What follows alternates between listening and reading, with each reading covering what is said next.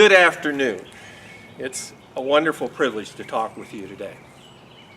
We live in a credit card society, a credit-oriented, I want it now kind of culture. We love the highs, but not so much the lows. There may be no greater high than the birth of one's first child. I remember it like it was yesterday. It feels to me today like it did at that very moment, like a sacrament. The word miraculous dims in comparison to some of the words I would use to describe that experience, the depth and the joy of it.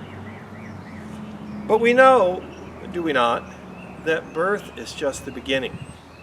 Children cost a lot of money, and beyond all that, they're a lot of work. And sometimes they cost us our hair. When I was about 10 years old, my mother and father were divorced. And my mother went to work supporting us with the wages of a waitress, which in that day were $1.25 an hour plus tips. There wasn't a lot of money in the family. But I never went without. I didn't have all I wanted, but I always had what I needed. My mother made that happen. And you know how she did? She did it by her own sacrifice. If we're honest with ourselves, we owe a great deal of debt to others. I do not believe there are any truly self-made people. Most of us, if not all of us, have built upon a foundation provided by others. The season of Lent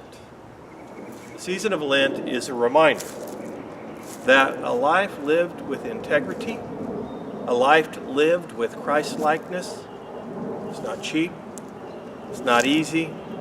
In fact, it's very costly. We see in the Lenten season a call to discipleship living. The life that Jesus lived is a model for us. The Sermon on the Mount that so many want to put off for another time and place, it isn't that.